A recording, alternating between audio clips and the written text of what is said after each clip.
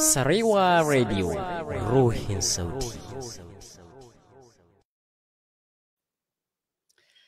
To masu kallo da sauraron shirye-shiryen Sarewa Radio barkanmu da warhaka, barkanmu da saduwa a cikin wannan shiri na barka da warhaka. Kamar da aka sani sunana Nazir Ahmad Hausawa wanda aka fi sani da Ziriams, kuma yau kamar yadda muka muku alkawari ko kaga talla da shauransu muna tare da babban bako mai suburbuda.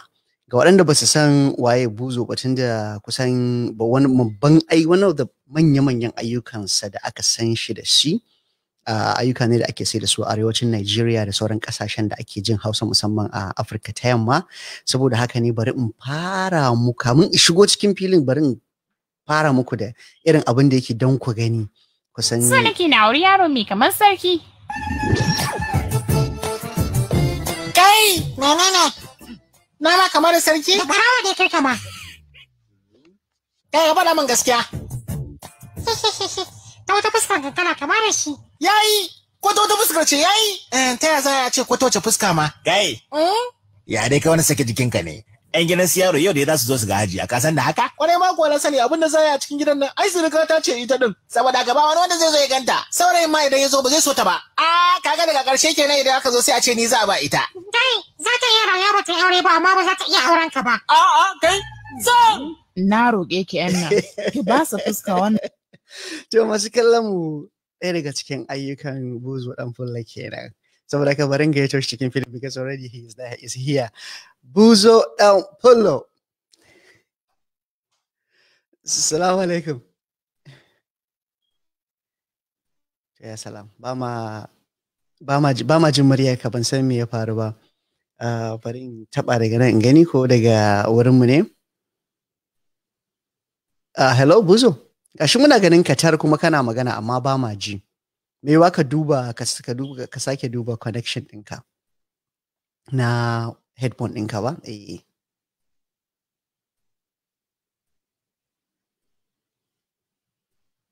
Idan kuma headphone ɗin yaƙi za ka iya cire headphone ɗinka gwada da murya kai tsaye.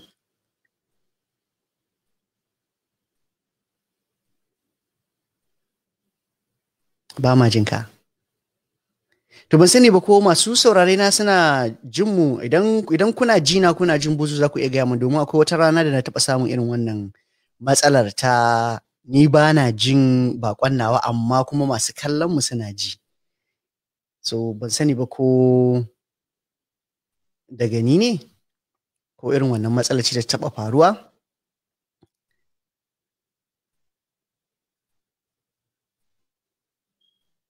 To sun tabbatar min da cewar ba sa jin komai. So idan masu kallon mu suna jin ni muryata, to za su iya gaya min idan suna jin muryata. Shin kuna jin muryata?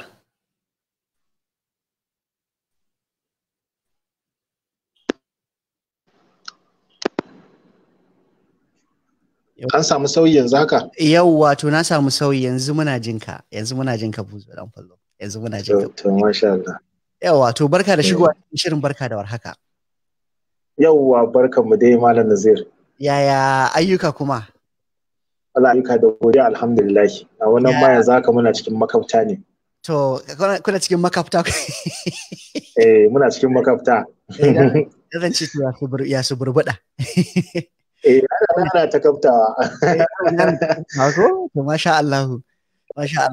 So Buzo, da farko tukuna zan fara maka wannan tambayar saboda akwai wasu tambayoyi da wasu lokutan bane wa mutane su, amma kai ina son in maka wannan tambayar sakamakon masu kallon mu da sauraron mu a yanzu haka suna sauraron mu daga nisan duniya. Wani lokacin bana iya tunanin da taya aka yi masu ka samu mu suke sauraron mu. Saboda haka zan yi maka tambayoyi irin basic tambayoyi da ake yawan yi, wanda already na san ka saba har ka gaji da su.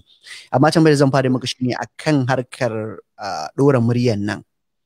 Ya aka yi me ji hankali ka fara harkar ɗora murya? To gaskiya dai na farko abin da ya ja hankali na shine wato ina ganin hanya ce ta inganta harshen Hausa. yana ɗaya daga cikin manyan abubuwan da ya fara jan hankali nan, kuma gashi na alhamdulillah sanadiyar a ɗora murya ɗin da kuma fassara da ake yi akwai kalamai waɗanda muka samar na harshen Hausa wanda kuma ana amfani da su a daidai wannan lokaci. To yana ɗaya daga cikin dai manya-manyan dalilai. Dalilai sun kai 4 zuwa 5 amma dai wannan yana ɗaya daga cikin jagaba a cikin dalilan da suka sa na fara harkar fassara. Okay. Masha Allah. So na san harkar fassara tukunna ita kanta fassarar kanta zamani tana wata aba ce mai zaman kanta. Shin idan kana abin da nake son ci shine ga waɗanda ba su da ilimi ko kuma ba su sanya harkar sauti take ba musamman wannan bangaren fassarar shine akwai kasashe kamar kasashen Europe gaba ɗaya ba a nuna fim da turanci. Na san da yawa masu sauraron mu ba su san haka ba. Kasar da ake yin turanci a kasashen Europe wato kasashen Turai su ne kadai ake sakin fina-finai irin na Hollywood da harshen turanci.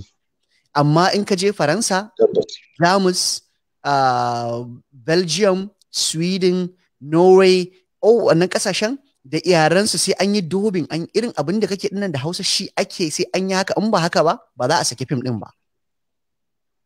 So na san akwai matakai da dama. So na farko ana alka da script din kanshi ana aika musu da shi studios din da suke na san da professionals da shauransu ba kamar irin matakin da mu muke ba da irin kokarin da kake ba. Wani irin kalubale kake samu wajen yin wannan fassarar tukunna? Kana samun fina-finan Indian ne da script din kanshi ko ko a zama kake yi like analog ka fara daga farko?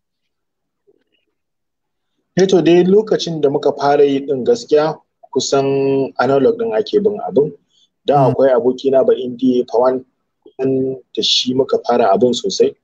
To shi da yake ba indiya ne to shi yake zama ya rubuta mana fasara zuwa turanci kenan. Haka. In ya fasara mana zuwa turanci kuma sai mu zo daga turanci sai mu mai da shi Hausa. To kaga da farko haka muka fara daga baya ma lokacin da ya zo ya aure ya zo da matarsa daga can India. To ita kuma sai zama in yana cikin wasu sabgogin da ita muke zama mu yi. To kuma daga baya ya zama da shi ya fara nemo license India. To sai ya zama daga can India din su suke turo mana kamar dialogue scripts da film din gabaki ɗayansa. Da wani lokacin ma sai ka gama akwai wani dialogue ma wanda yake cikin dialogue script an cire shi a cikin film din. To ma'ana dai muna samun asalin original script ne daga wajen su. Sanadiyar shi wannan ba India Pawan kenan. Haka. Yawa to kaga daga nan kuma sai abubuwa suka fara ci gaba har abubuwan suka mike kawo zuwa wannan lokaci da muke ciki. Lokacin da ka fara wannan abu yaya tunanin ka yake ka san akwai accessing business da ake yi misali business plan da shauransu. Lokacin da ka fara wannan fassarar akwai wani tunani da kai na cewar okay ina hangen wannan abun zai karbu ko ko a'a kawai tsalle ɗaya kai ka fada cikin rijiya kawai in ta yi ruwa rijiya ba ta yi ba masai.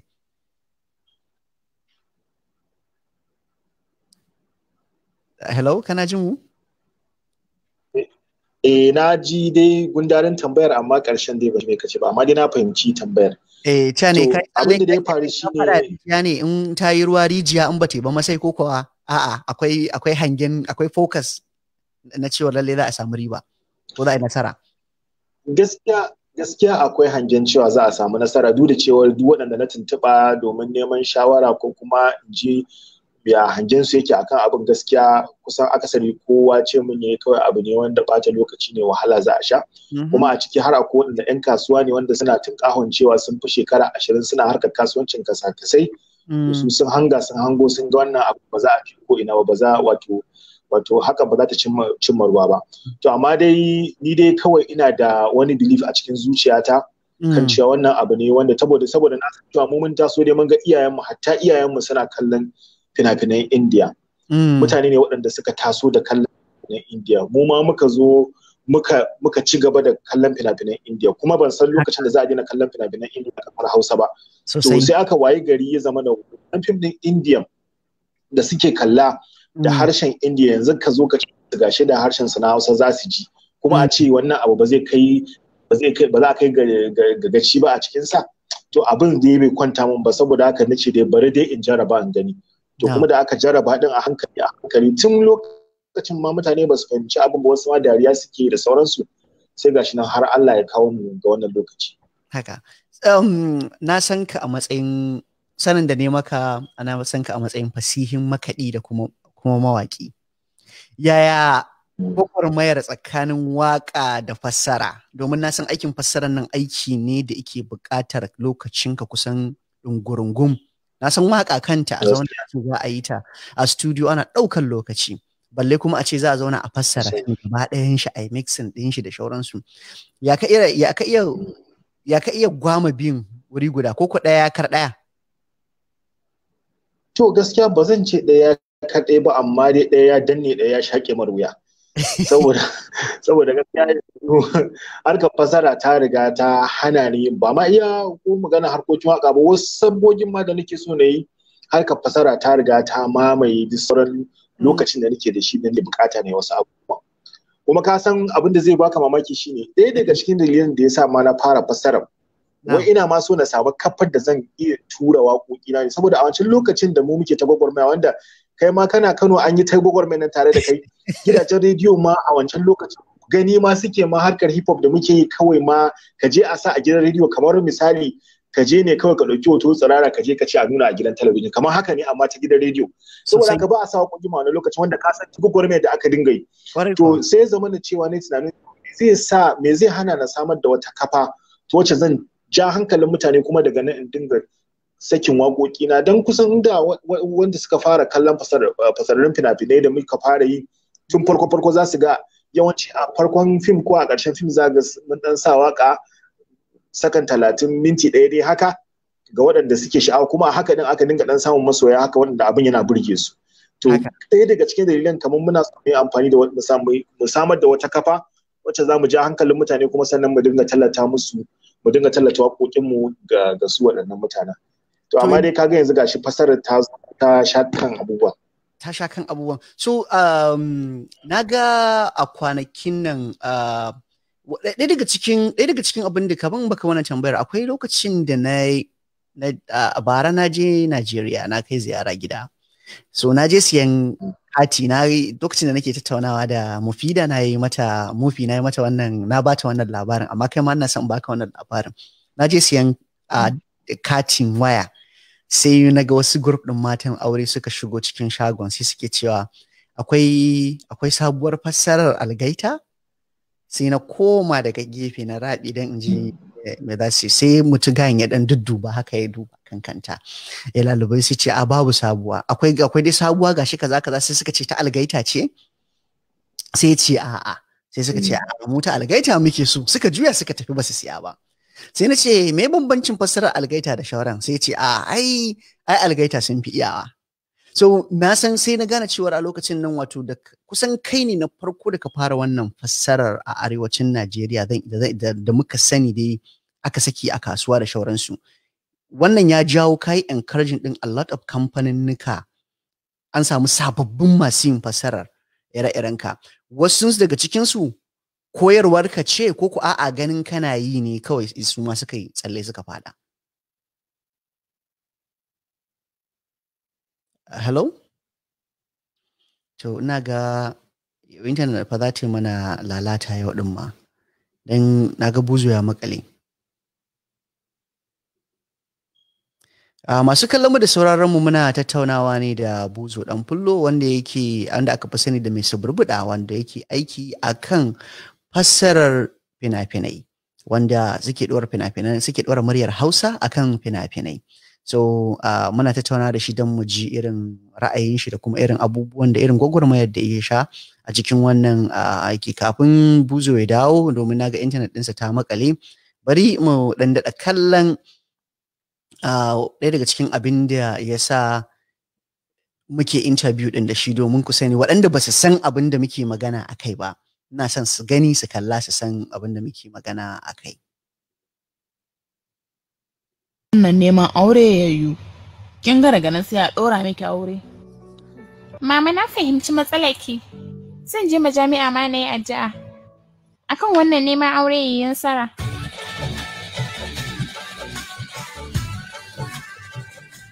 Yanzu kenan ya sanya da rayuwata.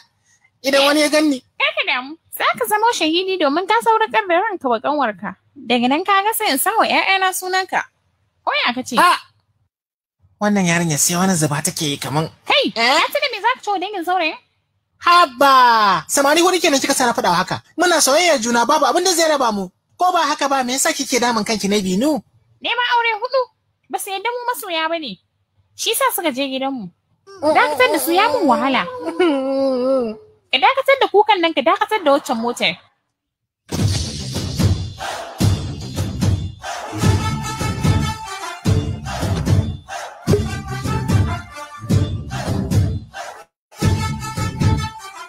Wato, Ɗan dakata. Wannan kyakkyawa ne. So kawai mu koma gida. Mu koma gida.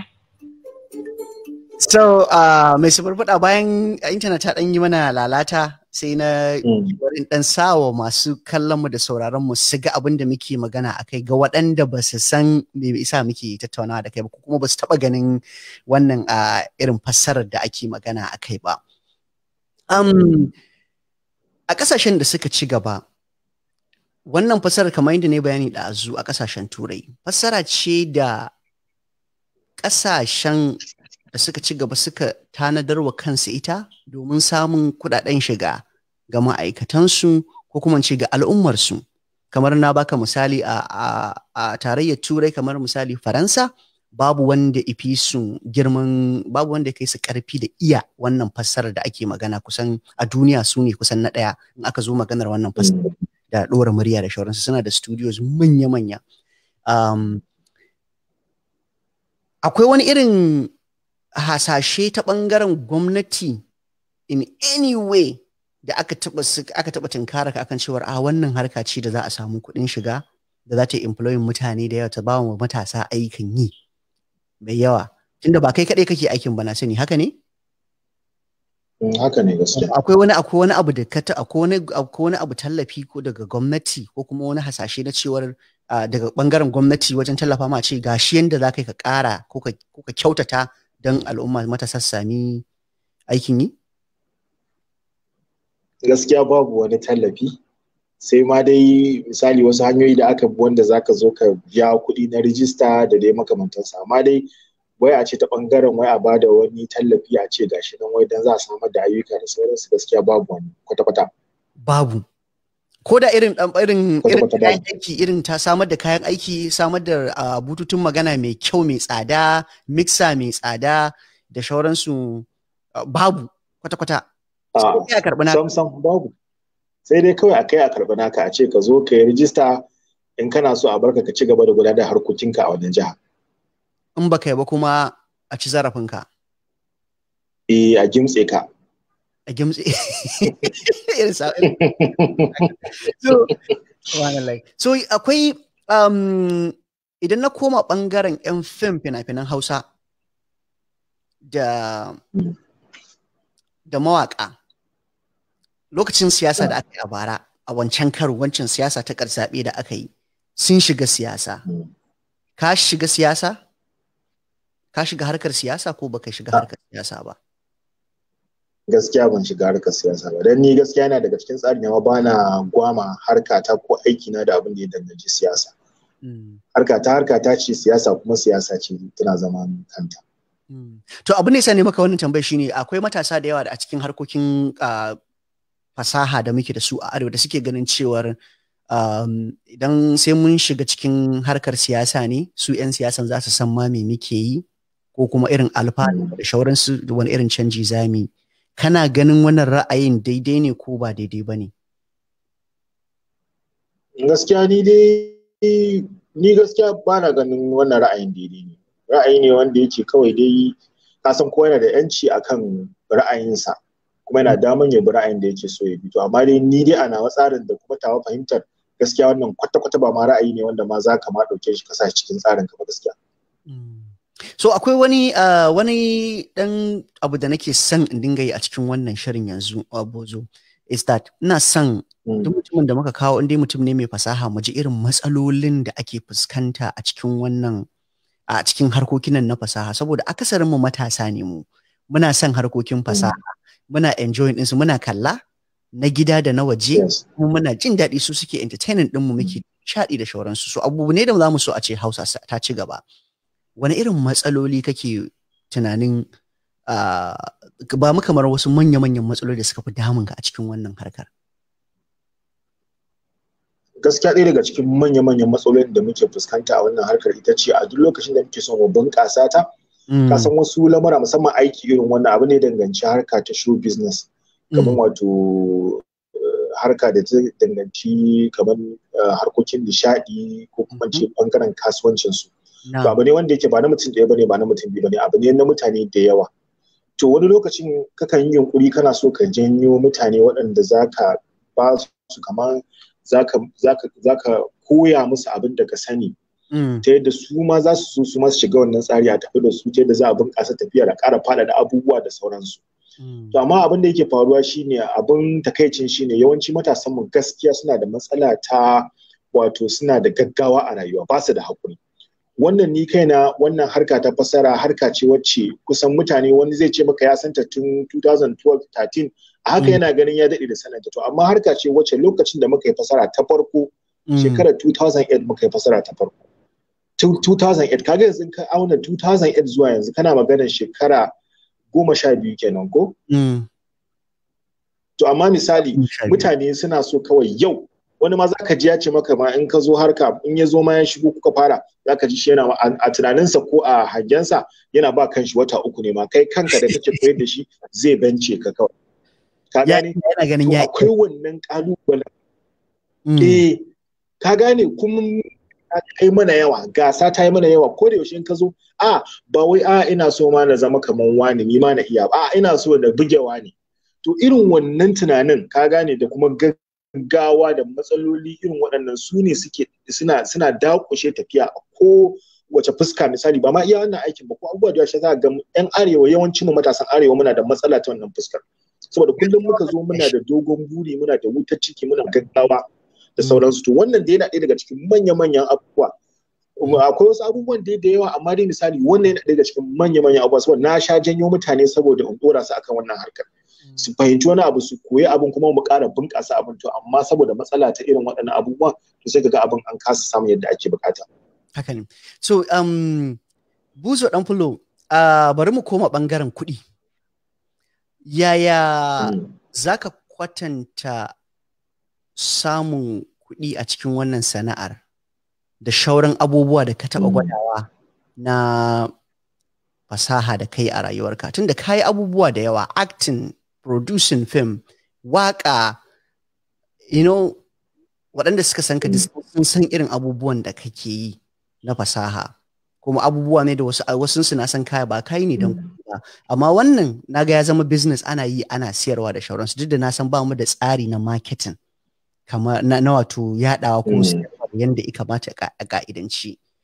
Me za ka ce ta ɓangaren samun kuɗi, sannan kuma yaya ɓangaren distribution ɗin kake kallon shi?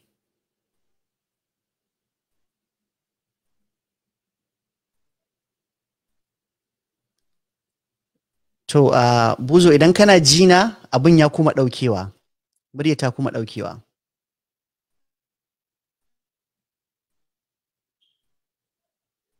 Ba ma jinka har yanzu.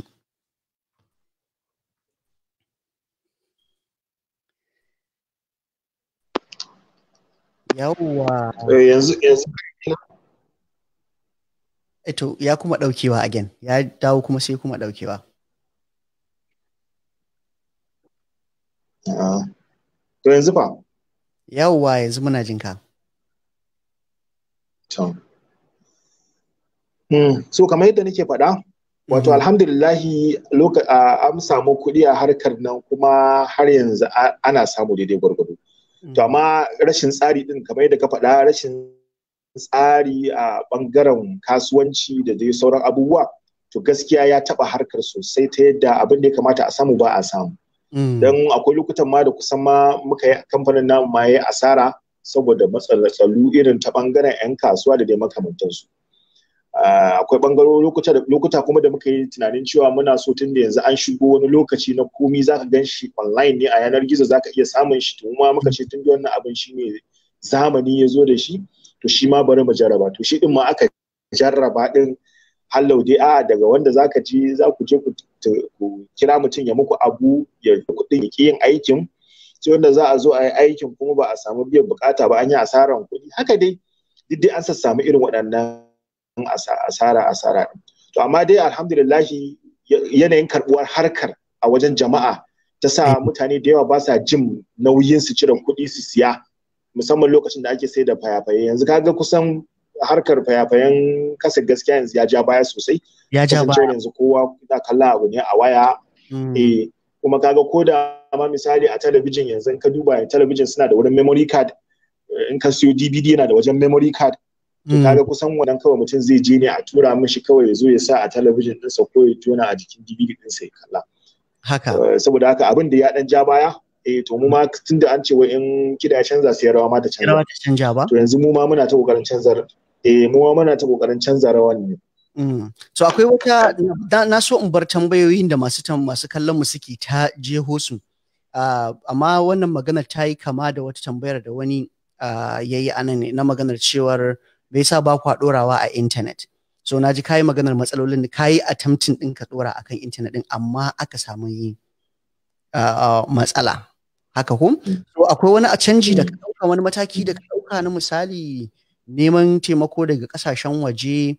Na ce neman taimako daga ƙasashen waje abin da nake fi shine ma'aikata waɗanda za su yi maka aiki daga ƙasashen waje don ka cimma burinka. Akwai wannan matakin da kake ɗauka ko akwai wani tsari daban? To gaskiya ka san dama idan ka jarraba wannan hanyar ta ƙi sai ka jarraba wata. To abin da yake faruwa shine tunda mun jarraba mutanenmu na nan wanda za su yi mana harkar a intanet ɗin da sauransu.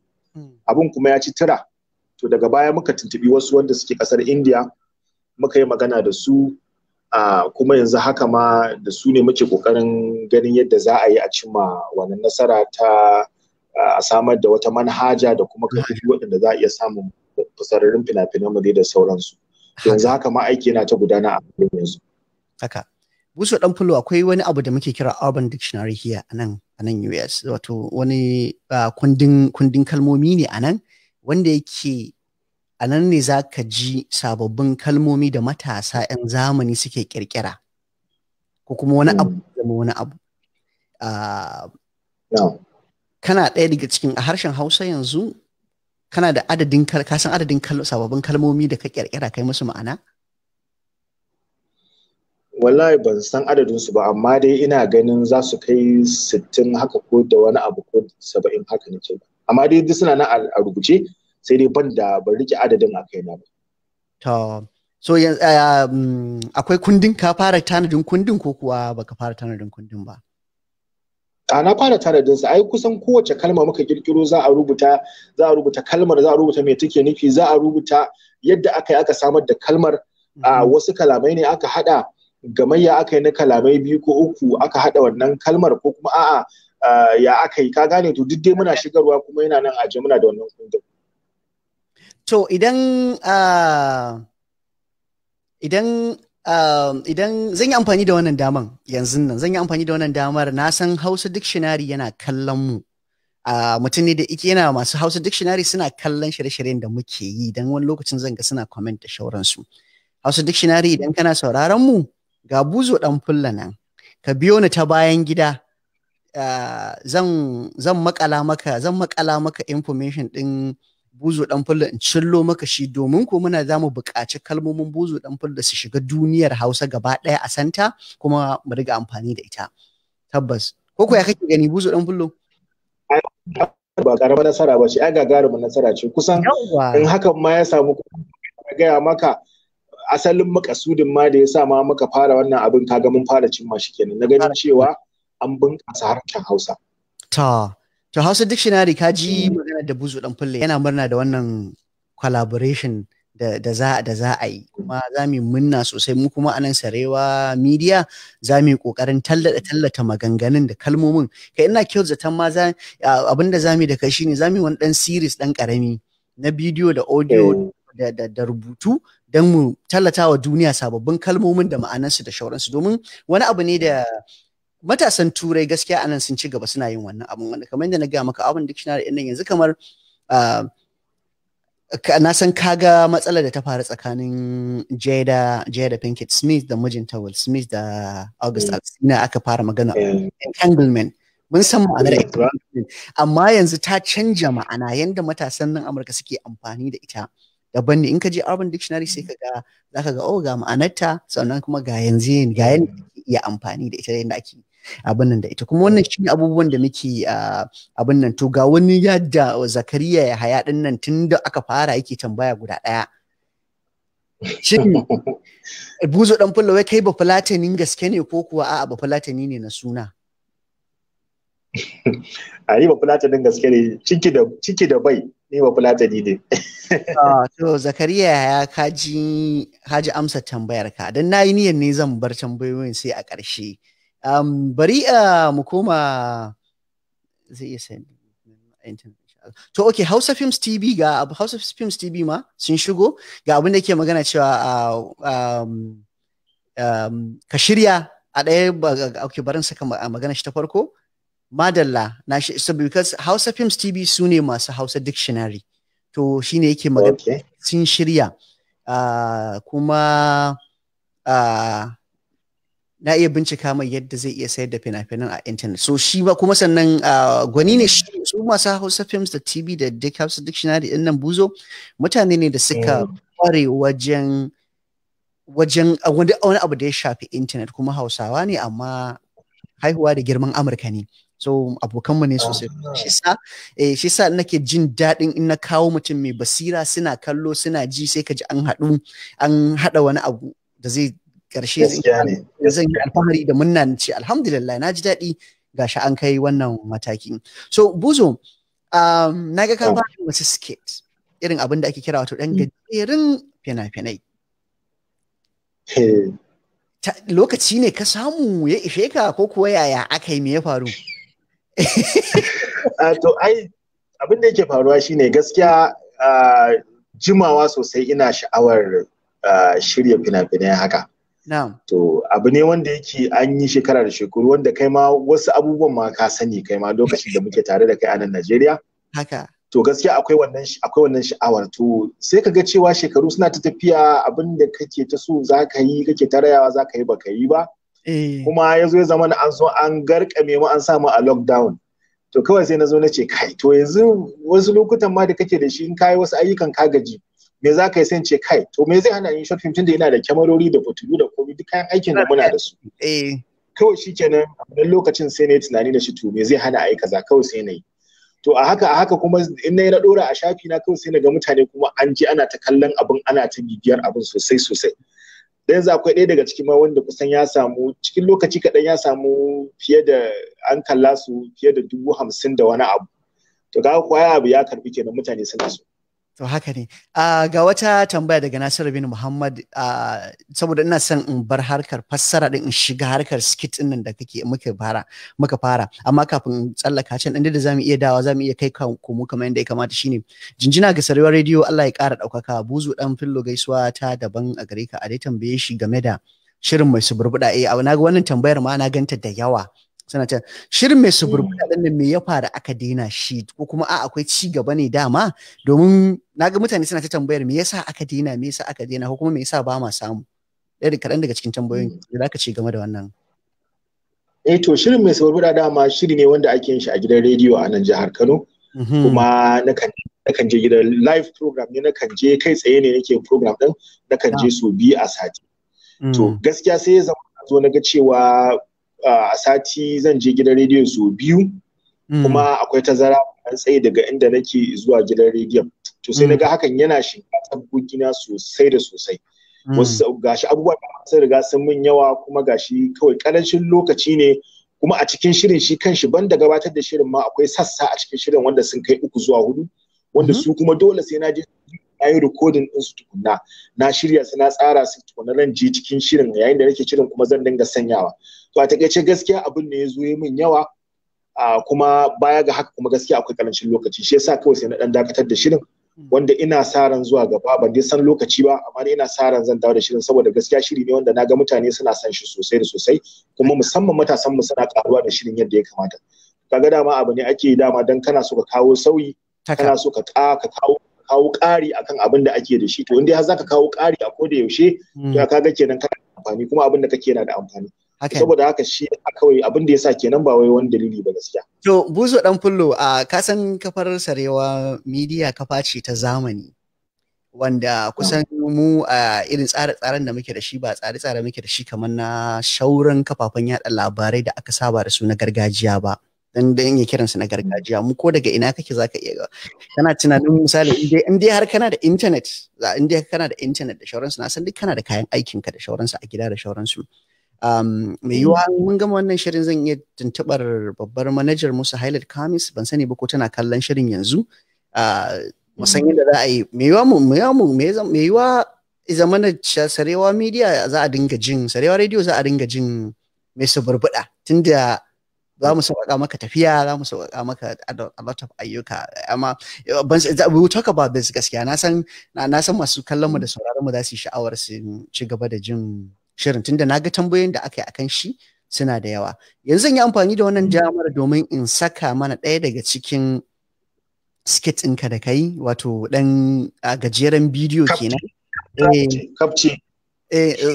kapce ake cewa ya zan kace za ka sa ɗan gajeren kapce to zan sa to masu kallon mu da sauraron mu zan sa ɗan gajeren kapce da yawa ni ma na fara updating dina zan zama updated a gama hirar nan zan zama updated yawa akwai fencing jumping din nan na san shi Curie pie, how are you? miss me? Mana, sosai ma kuwa. Gaskiya sam ban yarda ba. I don't believe. Haba ya zaki ce haka curie Har pie. bin jiya kana online amma baka kula. Kin ga kin fara kenan dan Allah. Haba curie pie. Jiya ina da online meeting da fans ko? Fans this, fans that. Call me fans. Amma yau kam you have to choose. For real? Let's just end this right now. Are you serious? Yes, I'm serious fa. Kowa fa da hurumin su daban naki da. Ka zaba ko ni ko su. Just choose kawai ni ka zaba ko su. Shikenan Ba wannan fa. Na zabe ki. What? Da gaske? Amma dai wasa kake. A da gaske nake yi. To ka rantse. Idan ƙarya nake yi, na haura wani babban gini. Oh, I'm so happy wallahi. Yau curie pie. Ana kira. Got to go. Alright. Bye love. Tab. Haura babban gini ya kama ni.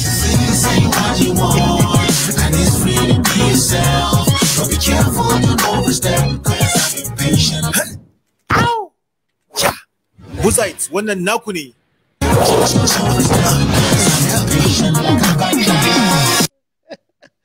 Oh my goodness. Kai amma fa kana da hikima kana da dabara. Wato haura babban gini ya kama ka tunda ka rantse. So bari ka haura rantse kuma kai tsalle ka tsalle. Da hikima. Ce mata ƙarya babban gini. Kaga sai na haura kawai. Naga akwai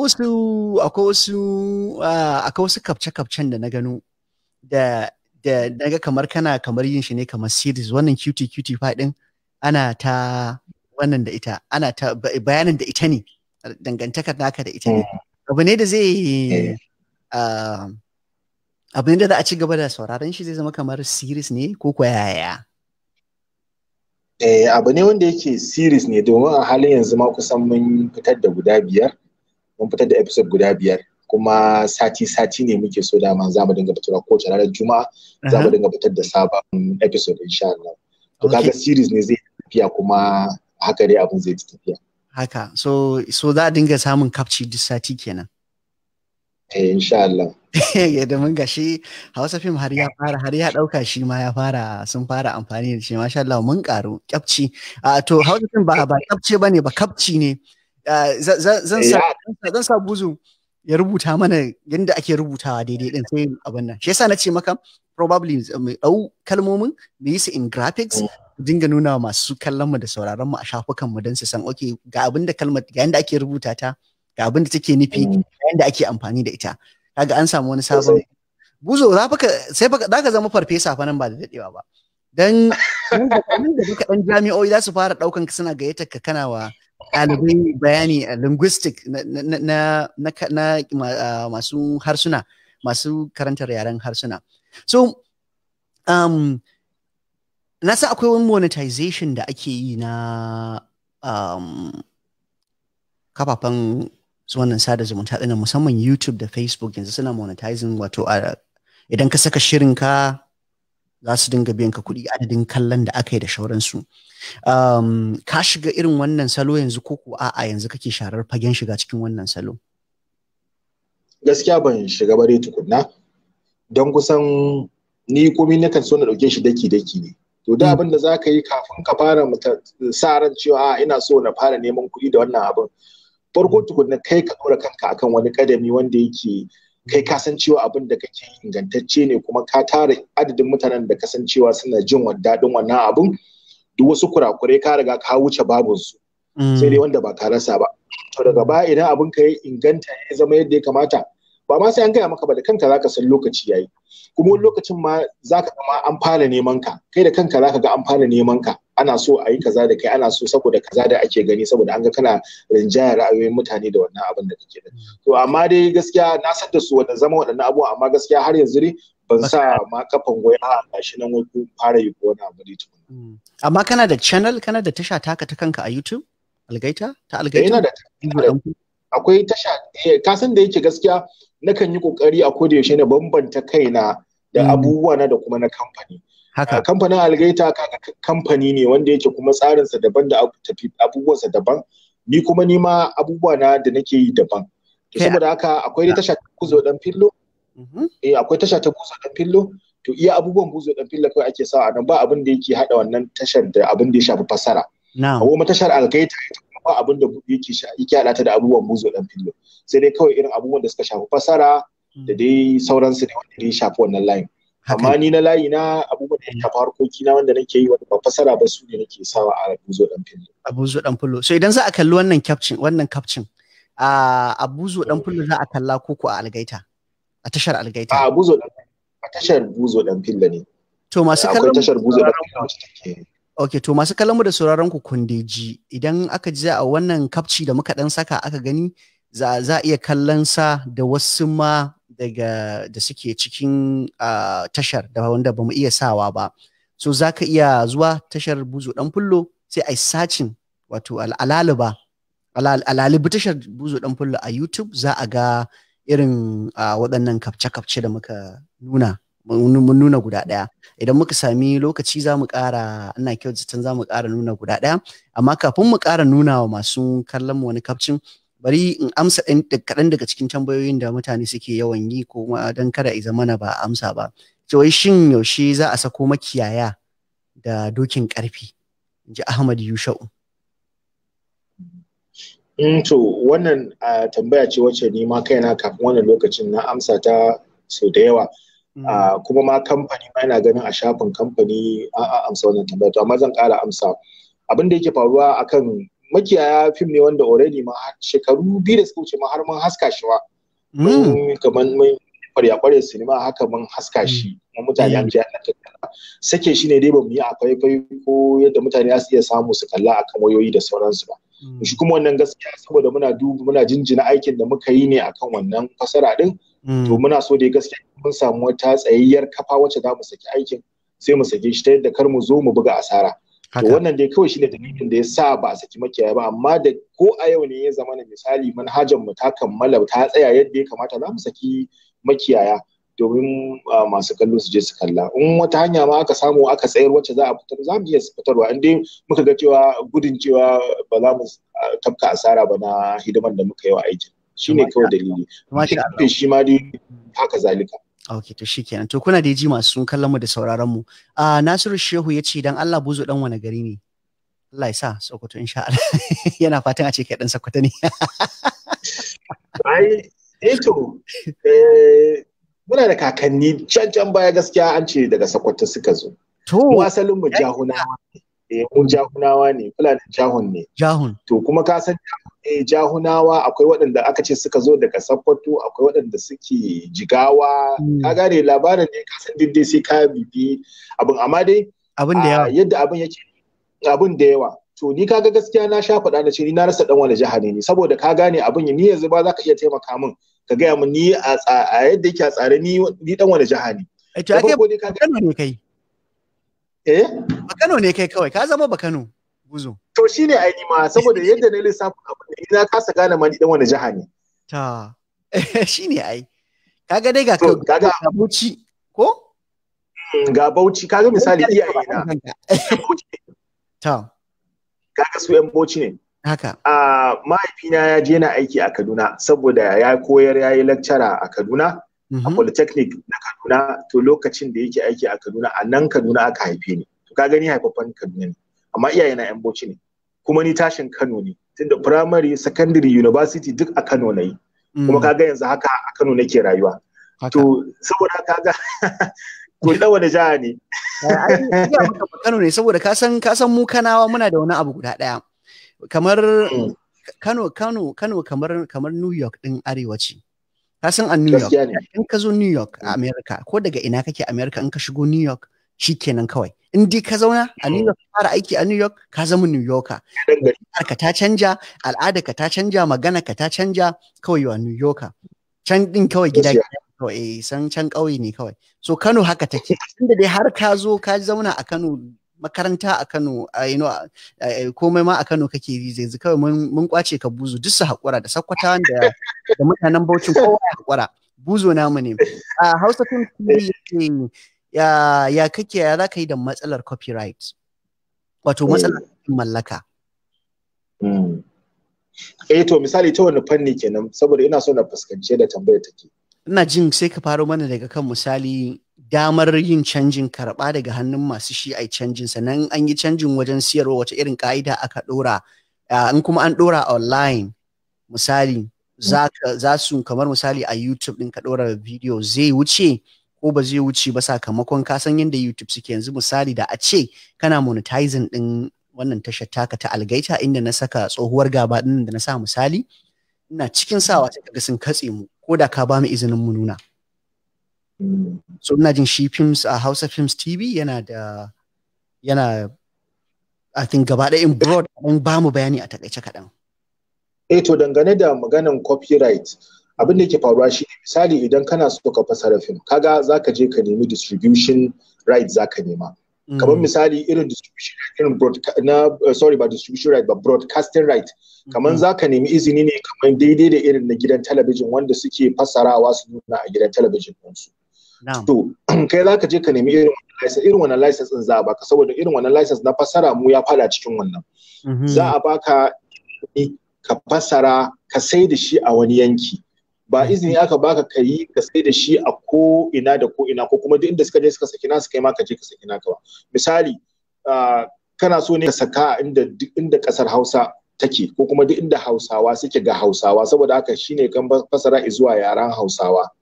To kaga misali wannan iya right ɗinka ya tsaya, baka da right ka je ka dora a YouTube. Idan ka dora a YouTube ma, ko da ka dora za a gaya maka cewa wannan mallakar wani ne, kuma damar dorawa a YouTube nashi ne.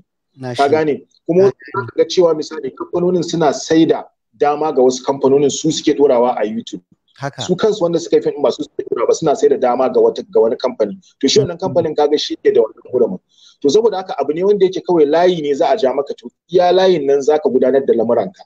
Idan misali ka kamar yanzu mu muke yi, mu yanzu muna da damar da zamu iya sayarwa ne iya ko a cikin manhaja ko iya kasuwanninmu na kasashen Hausa, ko kuma wani waje da ake da Hausawa a wajen. To kaga iya dai iyakar mu inda ta tsaya kenan gaskiya. To shikenan. Ga wata tambaya, wajen mutum 3 ne suka yi wannan tambayar, ban sani ba ko sun sa za sama maka amarya ne, ko a'a ya aka yi ne, suna ta tambaya. Tambaya ta biyu ce, dan Allah a amsa min, shin yana da aure? Buzo, kana da aure? Ina da aure.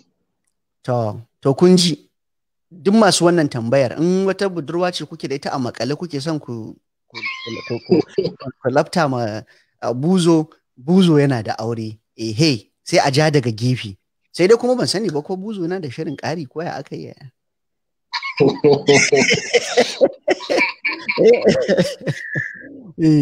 So kaɗan daga cikin tambayoyin da muke da su kenan. So yanzu akwai wasu tambayoyi da nake so maka, personal tambayoyi ne kai akan kanka.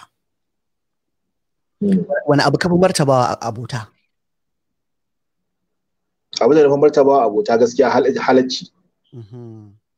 Halarci kamar ya in ka ce halacci? Dan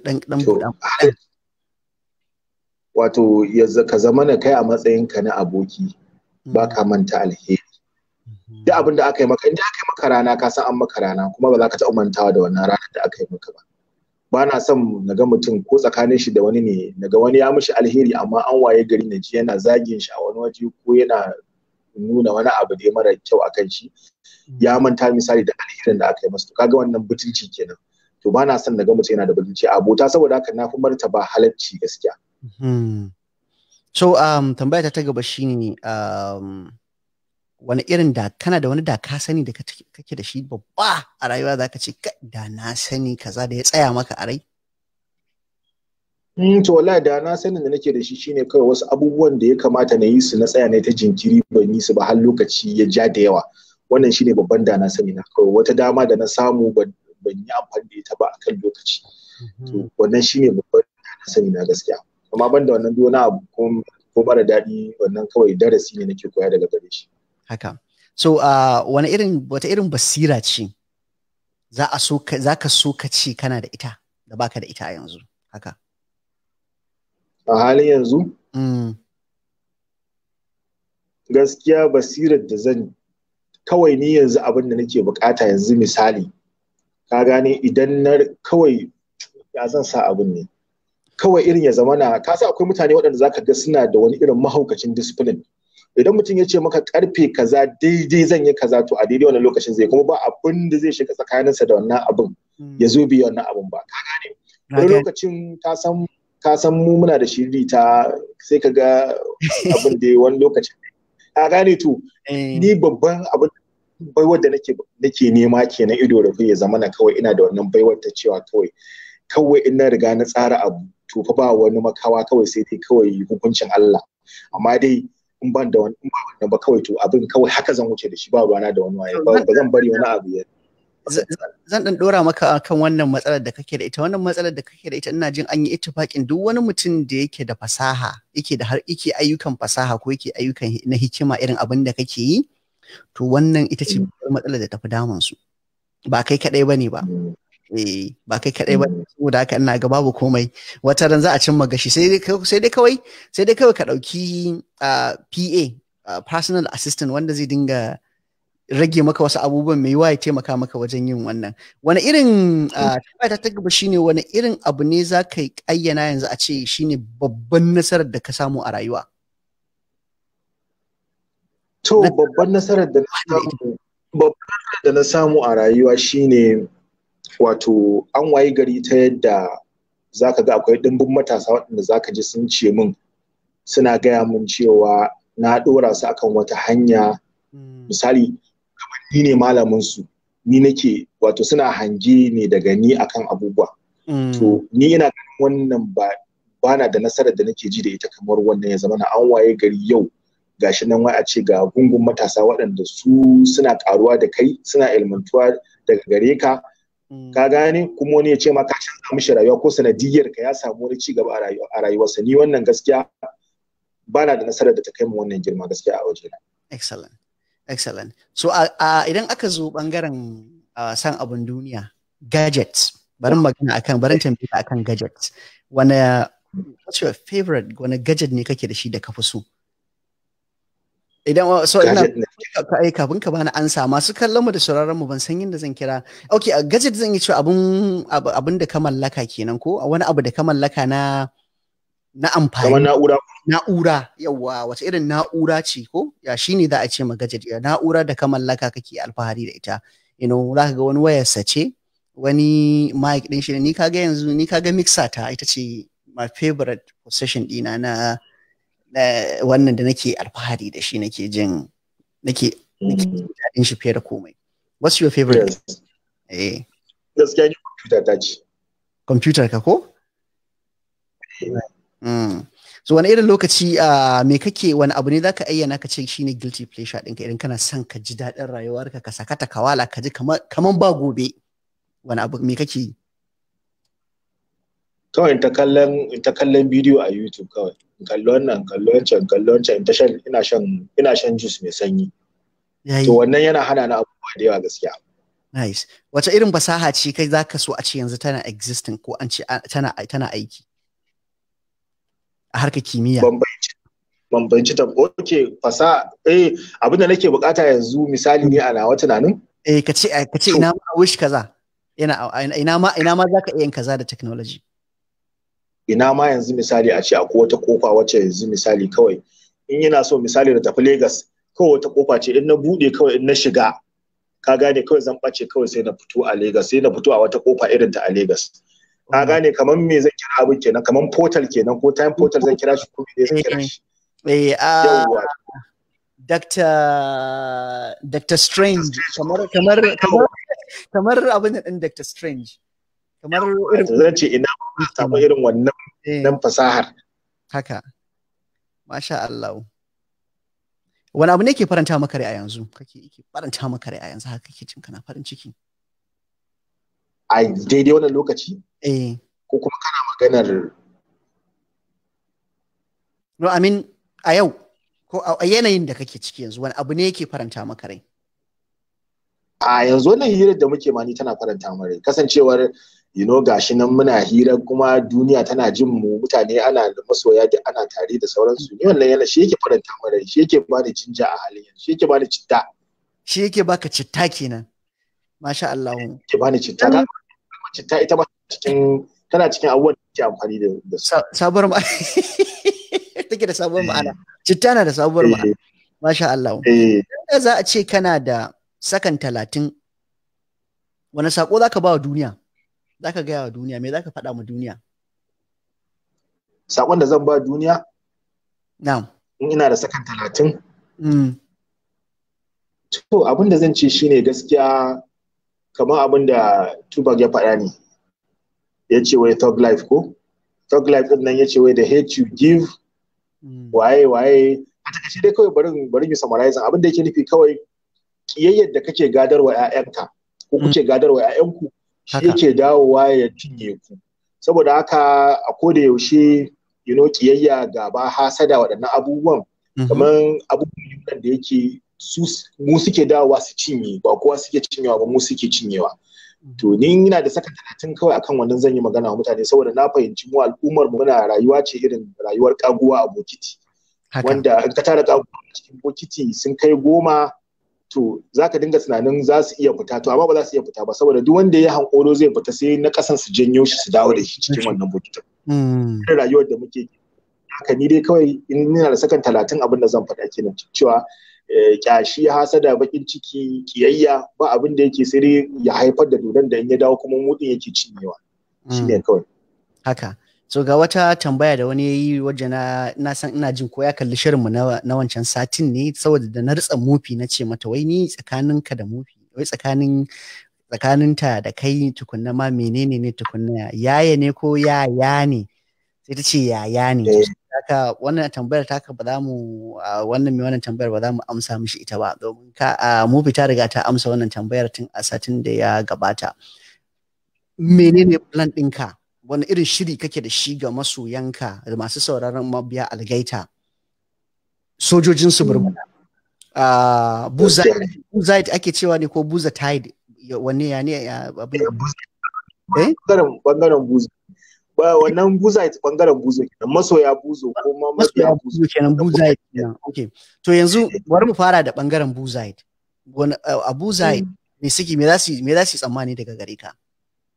Abin da za su yi tsammani insha Allahu dai kafin wannan shekara ta fita, abin da suka dade suna ta bina akai, waƙoƙin ka ina za a yi mu same su, ina album ɗinka kaza to za su samu insha Allah kafin wannan shekarar ta fita insha Allah. Allah ya bamu da rai da lafiya.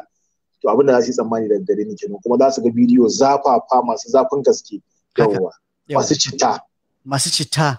Yawwa. So okay, to sai ta bangaren kuma algaita fa me za mu yi tsammani? To ta bangaren algaita abin da za yi tsammani dai, ka san su masoya a yanzu babban abin da suka bukata san yaushe san kauna zai fito, yaushe makiyaya zai fito, yaushe bahubali zai fito, fassarar algaita.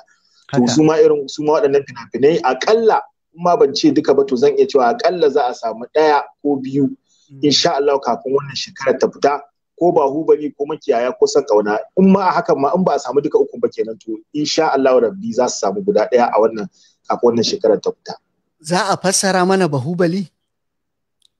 Tabbas, ai shi wannan har tantancewa ma aka yi na musamman, aka ɗebo waɗanda za a yi aiki da su don a cikin wannan aikin bahubali ne, yanzu kan 23 aka zaɓa. Turka shi gaskiya zan so in kalli bahubali da Hausa, saboda ya burge ni matuƙa ya burge ni. Ga ya shiga tarihi kuma ba na abin da zai goge shi. Akwai mutanen da anan abokai na ba sa son kallon fina-finan Indiya.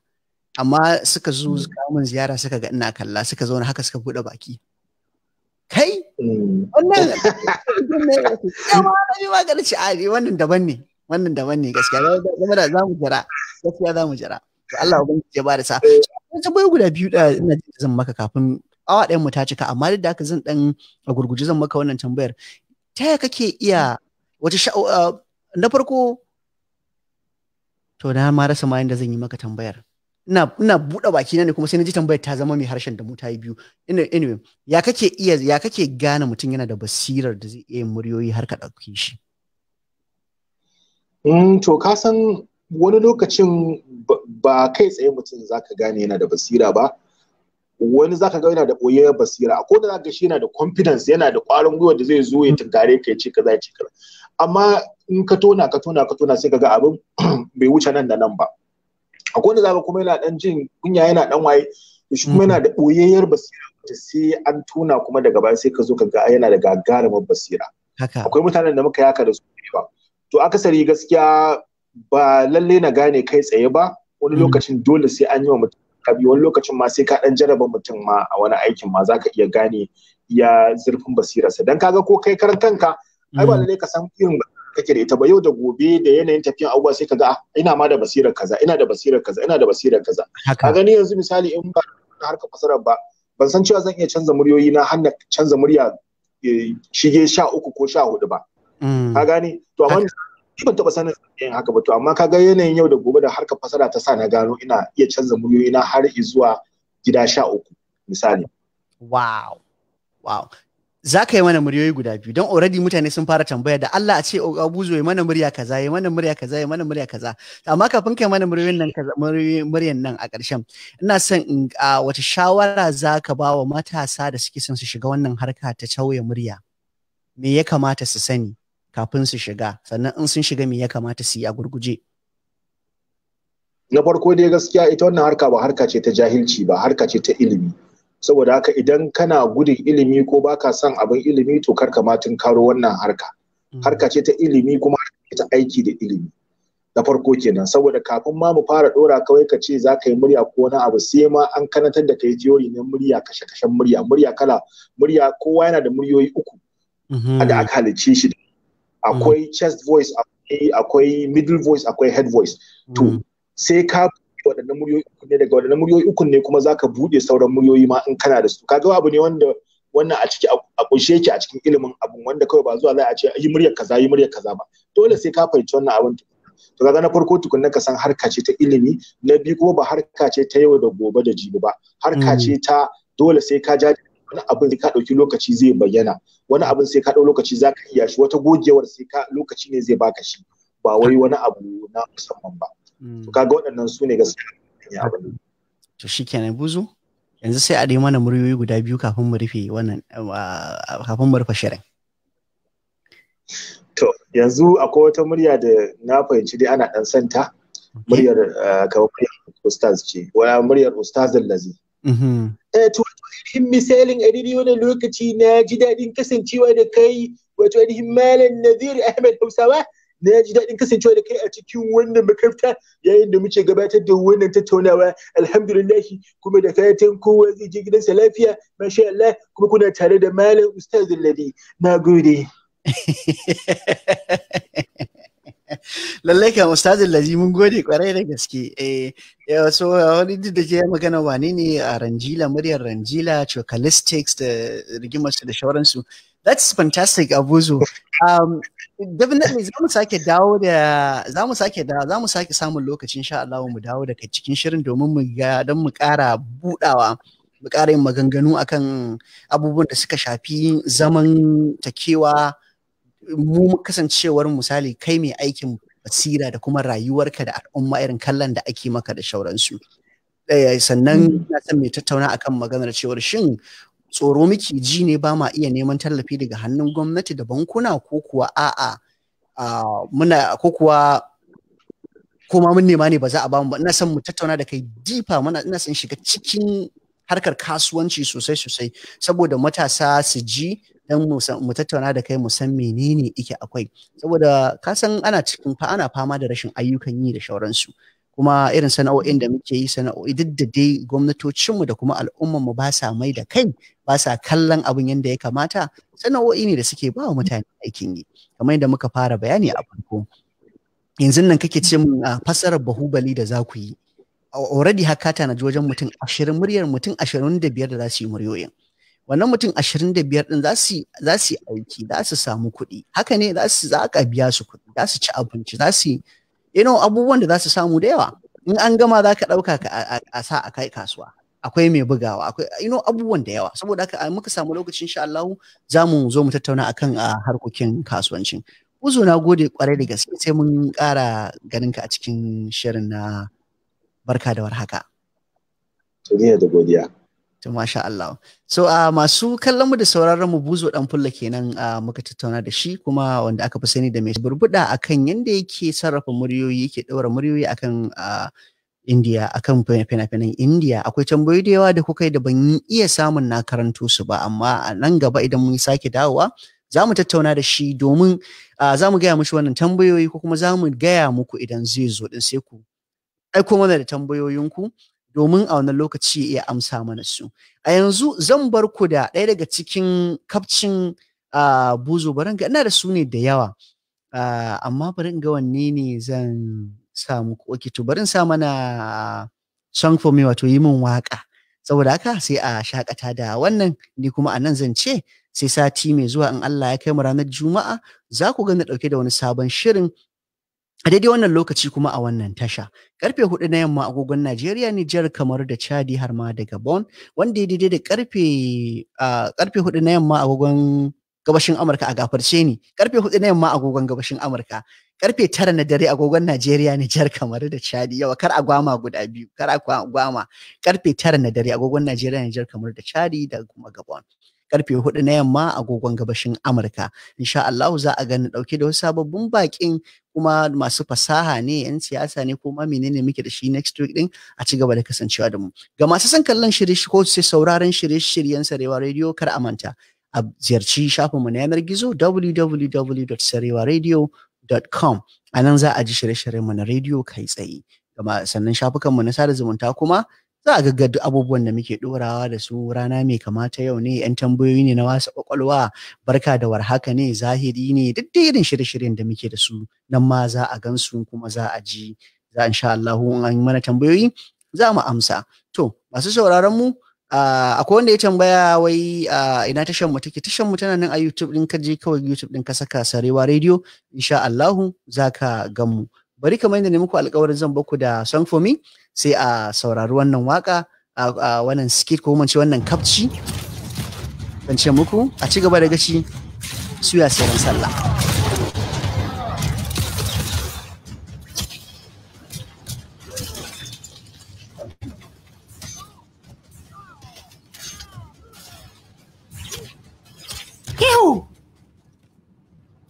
Round 3.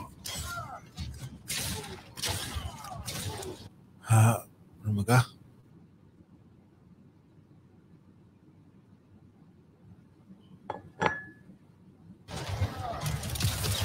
Come on.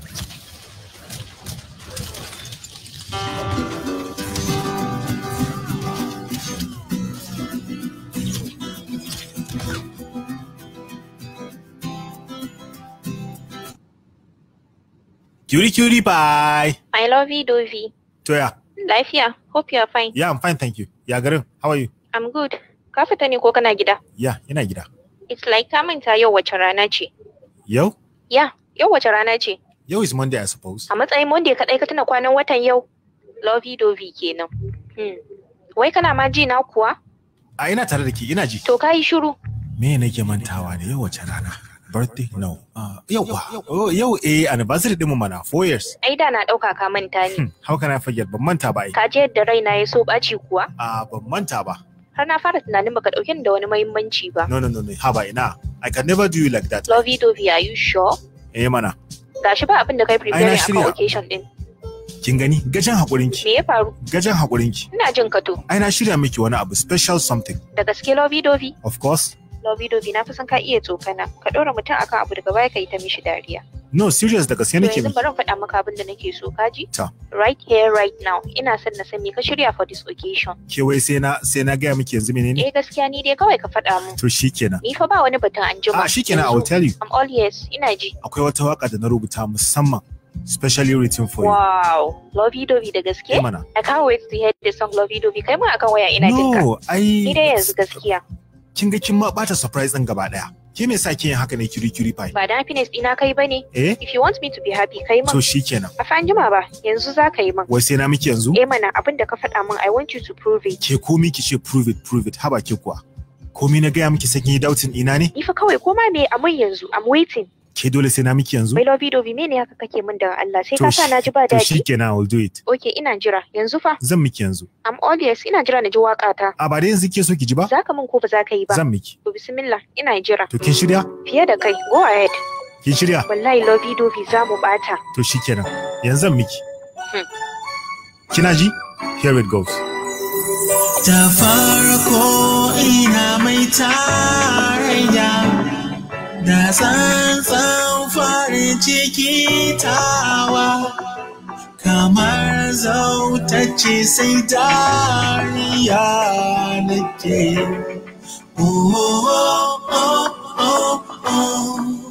amma kar dai mafarki nake kar dai tunani da yawar kace na so shan ruwa ciki sai ga fuskarki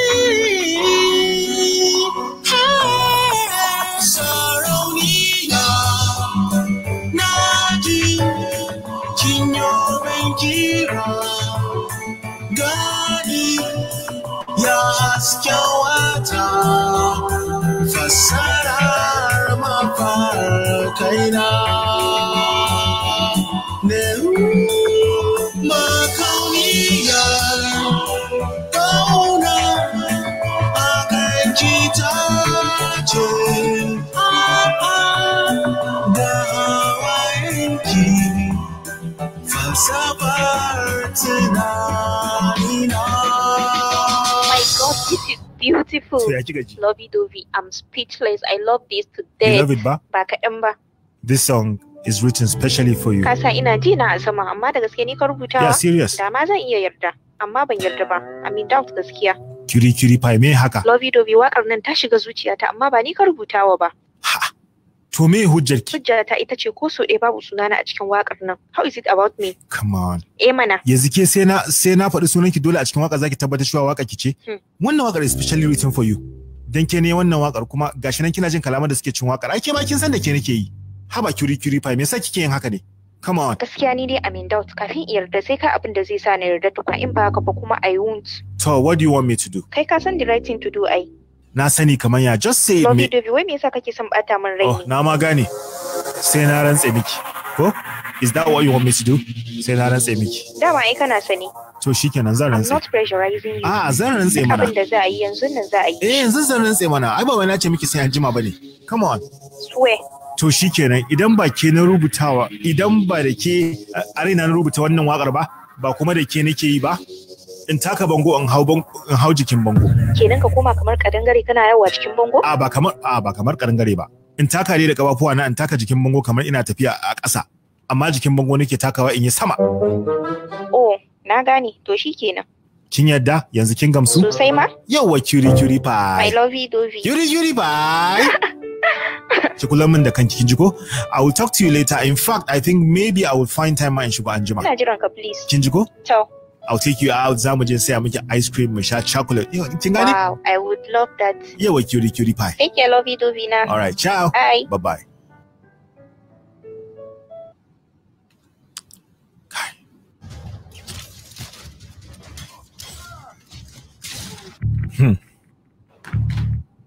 On that note,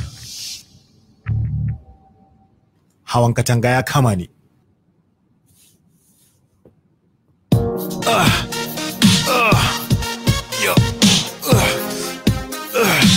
Come on.